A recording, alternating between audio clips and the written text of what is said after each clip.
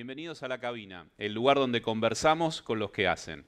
Hola Mauro, ¿cómo estás? Buen día. Buen día, ¿cómo va? Gracias Bien, por la invitación. no, de nada.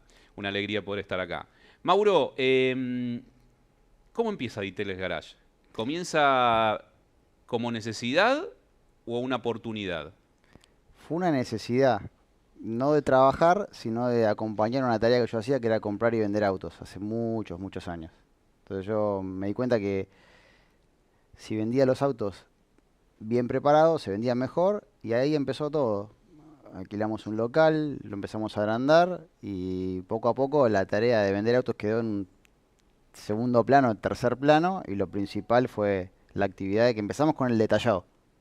¿Y te acordás cómo fueron esos comienzos, digamos, qué idea tenés o qué se te viene a la mente de esos comienzos?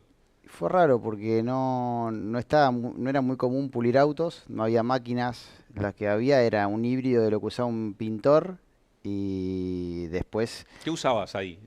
una máquina rotativa, Sí. Black Decker, muy viejita y con un pate cordero que después si lo tomo en la cámara era como la alfombra esta, era muy rústico y nada, al principio no veías que había cambios en el auto pero no entendías y ahí un poco con el comienzo de la actividad ya más profesional y no tanto del hobby, te das cuenta de las atrocidades que le hacías a los autos antes de saber cómo hacer las cosas. Uno lo normalizaba, pero ¿Qué época fue más o menos? ¿En qué año? y más o menos en el 2012, 2011. 2011, 2012. ¿Y en qué momento, obviamente comenzaste, empezaste a trabajar, te diste cuenta, y en qué momento te diste cuenta de que eso podía llegar a ser grande? Digamos de que, uy, acá hay algo que va en serio. Yo estuve en otro país antes de estar profesionalmente en Argentina haciéndolo y me di cuenta que en otros países no le daban mucha importancia a los autos.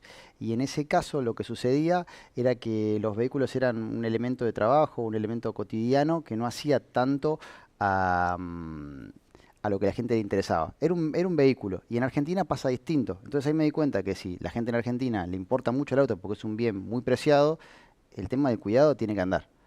No había muchas marcas, o sea, ninguna marca importante y no había muchas de las que más o menos hacían las cosas bien. Y poco a poco empezó a llenarse el mercado de productos nuevos y de marcas nuevas para poder empezar a trabajar. Y ahí justo arrancamos también nosotros. Fuimos el primer taller de Zona Sur. De zona sur, Sí. mira. Sí, sí, el primer taller. Sí, me animo a decirlo. Esto puede estar grabado, ¿eh?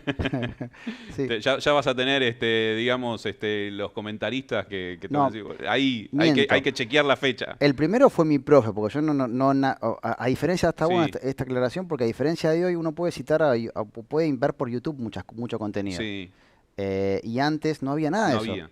No había, había mensajes de texto y chau. Y algún video de muy mala calidad que puedas encontrar en algún lado.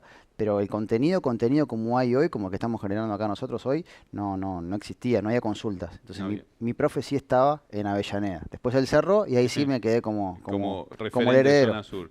Si te tenés que acordar, si tenés que mencionar tal vez un error o algo que te marcó que después te hizo dar cuenta que podía llegar a donde llegás ahora, ¿qué podría llegar a mencionar? Un error. Sí, o una situación Uno que... solo, No, no, solamente uno, si querés hay sintetizamos que... en uno solo, sí, sí. No, el error más común con el que me encontré fue en no entender al mercado y pensar que uno siempre tiene la fórmula para que la gente que te siga viniendo al taller. Y es el entender un poco el constante movimiento del mercado y empezar a navegar con la corriente de las necesidades de la gente. Cierto que mencionando esto, ¿no? Te traigo un poco a la actualidad y te pregunto, ¿cómo ves el mercado hoy del detailing, del PPF, en tu experiencia, que ya son muchos años, y en este crecimiento que has tenido, y has visto, digamos, mucho crecimiento, ¿cómo lo ves hoy? ¿Qué ves el mercado en Argentina, el detailing, el PPF? El detailing, que fue lo primero que hice, para mí la mejor época fue cuando yo empecé, porque había mucha variedad de productos y no había una restricción para traerlos. Hoy está un poco más trabado, que legalmente está súper bien, Mm. pero nada, está como bastante cooptado de las marcas por ahí que se ven en todo el mundo. Y con el PPF nos pasa lo mismo. Por suerte está, bueno, la empresa con la que trabajamos. Mm. em, y en ese sentido te estás como más cerca de lo último en tecnología de PPF. El mercado, como lo veo, lleno de productos que son muy malos y pocos que son buenos. Y también me doy cuenta que hay muy poca gente que sabe mostrar las bondades y cualidades del PPF e informar. Porque mucha gente da información, pero esa información está vacía. No, la gente no se puede transmitir esos conceptos y diferenciar un producto de otro. Hay muchos productos de mala calidad y poquitos buenos. A eso iba a ir. Vos ves el mercado en Argentina, hablemos en general, ¿no? El detailing, PPF, todo lo que esto significa. ¿Lo ves como una oportunidad real, un mercado en crecimiento, o lo ves como que, tal vez como pasó en otros países y en otros segmentos, como una burbuja? ¿Cómo lo estás viendo hoy?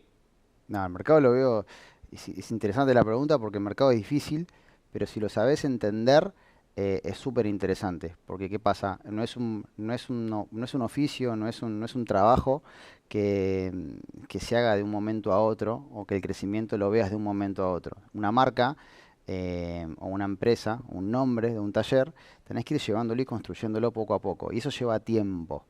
Y si vos sabés esperar y sabés acompañar el proceso, continuamente evolucionando, capacitándote, creciendo y entendiendo un poco las necesidades de la gente, creo que ahí el mercado se vuelve un poco más manejable, un poco más predecible. Obviamente, tenés que estás en Argentina, ¿no? Sí, Pero te da ese contexto. Y ahí te pregunto, en función de todo esto que me estabas comentando, ¿qué es lo que diferencia de un instalador o, digamos, una persona que hace una propuesta en el cuidado del automotor, del automotor a un verdadero profesional del área? Es decir, hoy por hoy ha avanzado mucho, vos mencionaste lo que eran los productos, lo que eran, digamos, tu profesor. ¿Qué es lo que hace que hoy realmente haya profesionales en el área? eh, lo que genera que haya profesionales en el área, para mí, es lo que sucede hoy con los barnices de los autos. Entonces genera mucha necesidad de un profesional, porque los barnices, a diferencia de un barniz estamos hablando siempre del barniz de los autos, fue evolucionando para mí negativamente con respecto a lo que es hoy en día. Entonces sí o sí necesitas de un profesional para que intervenga en tu vehículo. No es lo mismo el barniz de un auto 2006 pintado con un barniz de alto sólido con un barniz actual. Entonces creo que hoy la necesidad de tener el auto protegido con algún tipo de barrera protectora, por así decirlo, necesitas de un profesional. Y el acompañamiento de productos y el proceso idóneo es 100% necesario. Te traigo a lo que es el mercado, ¿no? ¿Qué busca hoy un cliente en el servicio de protección del automotor y qué busca cuando va a Detailers Garage? Eh, Tal vez es interesante entender cuál es el cliente, digamos, que busca en general y tal vez cómo Detailers Garage se pudo llegar a posicionar en cuanto a entender esa necesidad del cliente que vos mencionabas, ¿no? Sí, la gente que nos busca eh, profesionalismo por sobre todas las cosas y busca separarse un poco de lo que es una propuesta de trabajo improvisada. Busca calidad de materiales, busca calidad de marcas, calidad de personas que entiendan las necesidades del dueño de un vehículo que lo quiere proteger. Siempre es importante entender qué es lo que busca la persona para entender qué servicio poder darle. Y creo que en ese diferencial nos hizo crecer un montón en cualquiera de los dos locales que tenemos, la gente que nos sigue, porque competencias hay muchos locales nuevos, mucha gente que quiere trabajar, pero creo que hay pocos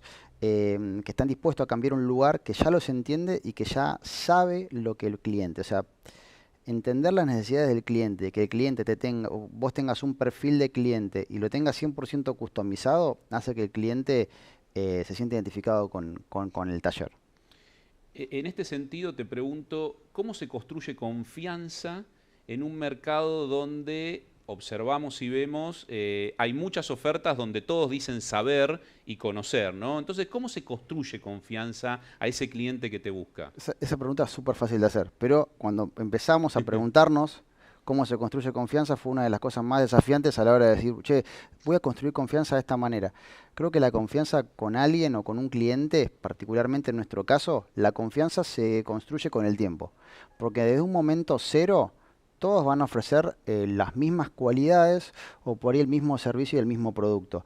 Pero con el tiempo te vas dando cuenta que el producto que nosotros brindamos y el servicio que nosotros brindamos es lo que hace la diferencia. El seguimiento, la preocupación por el cliente, estar en el contacto postventa. Una cosa, cuando vos tenés un producto que lo vendés y es masivo y la gente no te conoce, es muy difícil que interpreten por medio de una publicidad, vamos, en cualquier red social, eh, qué taller es bueno y qué taller es malo. Porque hoy con la inteligencia artificial pueden crearse entornos, laboratorios, y por ahí cuando llega el cliente llega al local realmente, nada que ver. Entonces, la confianza creo que se construye con el tiempo y con el ejercicio con el cliente y el contacto. El contacto con el cliente creo que es hoy es un punto súper importante. Te hago dos consultas en ese área. ¿Cuánto tiempo invertís en diálogos con el cliente? Porque esto es un tema recurrente, ¿no? Sí. Todos aquellos que tienen un taller dicen, mirá, digamos, la mayor cantidad de tiempo estoy en eso. ¿Cuánto tiempo invertís en porcentaje para darnos una referencia? Y te dejo ahí otra consulta como para que la puedas hilvanar. ¿Cómo se pasa de instalador a empresario, ¿no? Porque de alguna manera cuando uno ya tiene cierta envergadura, ya es una empresa, Sí. hay que tener empleados, digamos, hay que atender otro tipo de requerimientos. Entonces, ¿cuánto tiempo invertís y cómo se pasa de un formato a otro? En mi caso particular, creo que nunca voy a dejar de ser empleado, o sea, nunca voy a dejar de ser mi propio empleado. Siempre me gusta meter mano en lo que estamos haciendo. Obviamente llega un punto que es lógico, uno como empresario tiene que empezar a delegar, y en esa delegación uno siempre tiene miedo de que lo diferenció en algún momento, bueno, desaparezca o no sea lo mismo. Pero sí, bueno, siempre volviendo un poco a lo que me preguntabas en primera instancia, que era, ya me olvidé, fueron dos ¿Qué preguntas. tiempo, qué porcentaje invertís Eso, súper. en Sí, sí, sí. atender al cliente? O sea, en el diálogo Perfecto, del cliente que perfecto. te viene a Sí, hablar. sí, sí, sí, sí. Cuando el cliente recién lo conozco, puntualmente, puedo estar 2 horas hablando con el cliente. Porque hay dos tipos de clientes. El cliente que sabe lo que quiere y necesita ir a un lugar para confirmar que lo que él necesita lo podemos dar, o el cliente que no sabe si va a venir en algún momento o no. Esos clientes son los más difíciles. Son como pescar en un río muy revuelto. Porque cuando ya vienen al taller es como pescar en un estanque. Claro. Es más fácil. Pero el tiempo que se le invierte con un cliente que viene al taller es mucho menor. Es una charla de café que ve el entorno y ya esa confianza se queda trasladada mucho más fácilmente. Y cuando es el contacto por las redes sociales, tenés que tener tus filtros, y una vez que te llega ya el contacto filtrado, y pueden ser media hora, 1 hora o hasta 1 hora y media. Depende de las preguntas que tenga el cliente y lo que él sepa también, porque la gente a veces no sabe lo que está buscando, pero quiere una protección.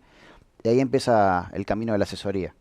Y comentame un poco esto que te decía, ¿cuál fue el momento o cómo identificás esa etapa de instalador a empresa, ¿no? ¿Qué cambios te diste cuenta? ¿Qué cambios hubo? Tal vez pensando en chicos que están empezando y que pueden recorrer este camino, digamos, ¿qué consejo darías, no? O cómo uno puede recorrer bien ese camino. Creo que eso es un tema súper interesante porque creo que es lo más difícil eh, para un detailer o para un instalador de PPF o de RAP, de lo que sea, transformar lo que siempre comienza siendo el trabajo de uno y la mano de obra de uno, trasladarla hacia ya una empresa. El primer indicador de que necesitas hacer ese cambio es la cantidad de demanda que vos tenés. Ya si la demanda que vos tenés de trabajo es muy alta, vos ya no vas a poder estar con las personas, como me pasa a mí. A veces tengo días de entregas y tengo que estar de las 10 horas que estoy en el taller, 5 con los clientes. Una entrega, una consulta, traen un auto, un servicio de mantenimiento, qué se le hizo, cómo está. Bueno, y ahí te vas a empezar a dar cuenta que cuando el día no te alcanza y cuando ya en vez de ser las 6 te vas a las 8 y eso se transforma en una conducta, empezando la mañana, ¿no? Si uno arranca temprano y sigue, Sí. sigue los horarios normales, si se empieza bueno, y eso en respuesta a lo que vos me preguntabas, fue el indicador que me hizo dar cuenta que ya Pasabas a otra etapa. no era un taller pequeño, sino que bueno, necesitábamos. Ya de hecho el segundo taller que armamos es 10 veces más grande que el primero. Siempre estamos aprendiendo y siempre estamos intentando mejorar para poder ofrecer siempre el mejor servicio. No es una tarea fácil, más cuando uno piensa que en un servicio que hace 100% es personal, tenés que empezar a delegar. El trabajo de delegación tiene que ser muy preciso y tiene que ser bien formado, pero se puede hacer, no es imposible. El crecimiento en este rubro es complicado, pero no es imposible. Y en ese contexto, Mauro, te pregunto, ¿dónde ves a Detailers Garage de acá a 3 años? Y lo veo como un taller mucho más afianzado y con posibilidades de seguir creciendo en otros sectores de Buenos Aires. Lo veo como que tenemos un perfil de clientes que necesita nuestro servicio y lo veo como más afianzado y tal vez con un nuevo espacio. Bien. Y en ese contexto, digamos, ¿cómo acompaña la industria? ¿Cómo acompaña, digamos, en un contexto complejo, donde hay mucha oferta? ¿Cómo ves el crecimiento del segmento, del sector en Argentina, ¿no? Tu mirada sobre eso. El crecimiento del sector, si te referís al PPF, por ejemplo, o en general Al cuidado automotor en general, digamos, como un segmento digamos, del cuidado automotor en general. La mirada, digamos, de una persona que está en esto, que recibe consultas permanentes día a día, el interés de la gente, que siempre se ha mencionado que Argentina es un mercado particular en cuanto, vos lo mencionaste, ¿no? En cuanto a la preocupación, el cuidado que se le da a la preservación del vehículo, la preservación de la inversión. Entonces, Argentina siempre fue fluctuante, ¿no? Y tiene sus momentos y tiene sus épocas, pero ¿qué es lo que vos ves en función a lo que escuchás todos los días en los clientes proyectando, digamos, de acá a algunos años en el mercado en particular? lo que me parece a mí es, en cuanto a lo que es la industria, que tiene un acompañamiento súper parejo a las necesidades de los clientes. Creo que la industria está, cosa que no pasaba antes. Antes era todo más lento el proceso, en el que se generaba una necesidad en el mercado y la industria acompañaba con un resultado.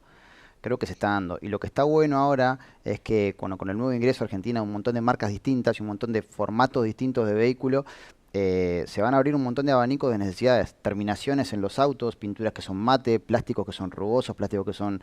van a aparecer un montón de necesidades nuevas y siempre la industria va a estar en constante crecimiento. Entonces, también yo creo que hay un nicho que no está explotado, que es un poco lo que estamos trabajando y tenemos un poco en la cabeza, es no hay un diferenciador hoy en un lavadero normal de autos de toda la vida con un lavadero de detallado vehicular. Lo que estamos intentando hacer es lograr hacer un mantenimiento, pues la gente a veces no tiene tiempo. Lo que pasa hoy es eso, o pasa mucho que no tienen el espacio físico para poder lavar el auto. Entonces creo que el mercado va a ir un poco a lo que es un lavado un poco más profesional, mantenimiento con productos que va a traer estas nuevas superficies que traen los autos y nada, creo que vamos a tener que ir un poco a crecer un poco más con eso, con el tema de los lavados y darle la solución a la gente, porque la gente no quiere lavar el auto, en conclusión. Así que Y en ese contexto, Mauro, para ya ir finalizando, ¿quiénes van a sobrevivir en ese ámbito sí. y quiénes no lo van a hacer, ¿no? ¿Quiénes se van a poder adaptar a estos nuevos requerimientos, a estas nuevas realidades de la industria? Yo creo, por la experiencia, ¿no? De tener un local ya hace tantos años y vos ves en el local, en el barrio, en realidad, vos ves qué local es el que perdura. Y creo que el local que perdura es el que no cambia esencialmente lo que buscó en una primera instancia. Y lo que no falló, que es lo que a nosotros nos pasa, por eso te digo que creo que es por ahí. Los que no cambian con lo que empezaron, con lo que les empezó a ir bien, que generalmente es la calidad de trabajo. La calidad de trabajo, el diferenciador en que vos ves, yo tengo competidores que son amigos míos dentro, es muy difícil eso a veces, pero yo tengo competidores en la zona de Lomas que ya son colegas, porque hay una cosa, hay que entender un poco también el mercado por más que uno quiera abarcar todo el mercado y ser el único, hay, no sé, 5.000 autos por mes que se patentan, no sé el número exacto, pero es imposible atender toda la demanda. Entonces siempre lo importante es ver al otro e intentar mejorar. Intentar mejorarlo en lo que uno no es bueno. Para mí el que va a permanecer es el que intenta mejorar sobre un proceso que ya venía bien, intenta mejorarlo. Esa para mí es la receta para seguir creciendo y marcar una diferencia a largo plazo. Y que tu taller nunca quede en el tiempo.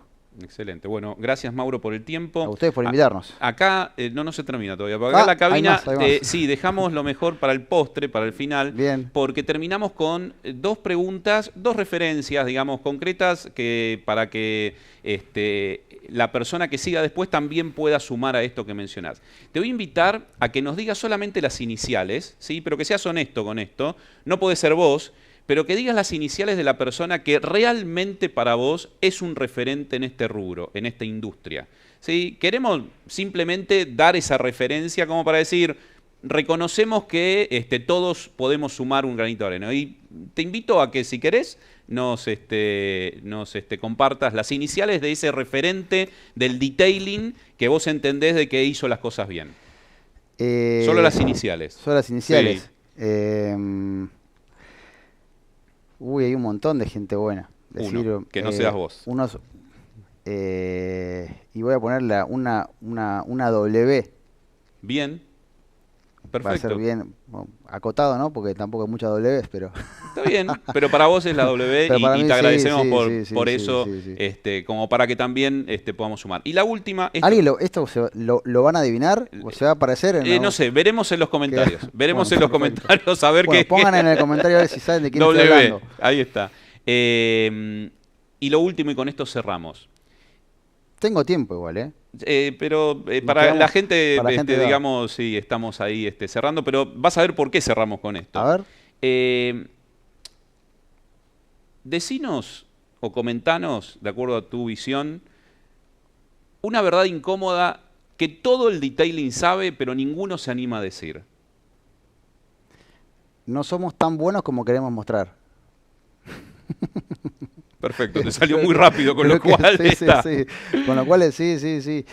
Uno siempre quiere mostrar lo mejor y en el momento que uno lo muestra, tal vez no es el mejor momento. Siempre está bueno entender eso, que uno no es el mejor en lo que hace y siempre es como el alimento para seguir creciendo. Creo que eso es un punto importante, que uno no lo quiere mostrar, siempre quiere mostrar la mejor toma, el mejor momento, el mejor corte, la mejor precisión, pero si hiciste 25 tomas para hacer eso, y algo está fallando.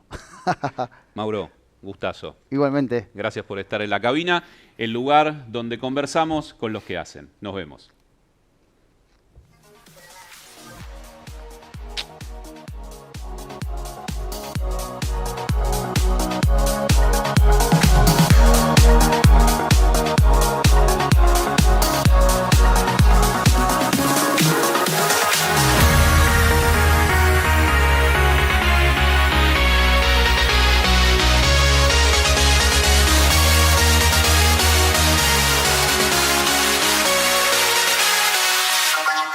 Gracias.